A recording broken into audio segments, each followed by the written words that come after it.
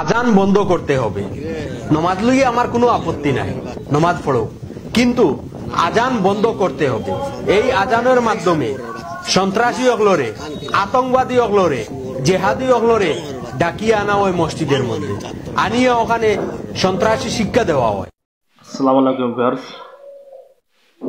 তো এই ভিডিও দেখার পরে আমার যে মনে কি চাইতেছে শুধুমাত্র কমিউনিটি গাইডলাইনের কারণে বলতে পারতেছি না। এখন আপনাদের কি মনে চাইতেছে আপনার কমেন্ট বক্সে নিস্তারিত বলে দেন প্লিজ। আর হ্যাঁ, এর কথার মধ্যে কিছুটা সত্য আছে, যে জঙ্গি বলেছে মিথ্যা, আতঙ্কবাদী বলছে মিথ্যা, কিন্তু জিহাদি বলছে এটা সত্য। কারণ আমরা অন্যায়ের বিরুদ্ধে জিহাদ করি, জিহাদ করতেছি, জিহাদ করবো না। কারণ আমাদের সৃষ্টিকর্তা এক আল্লাহ তাআলা, আমরা জানি মানি। বুঝেন না এই ব্যাপারটা?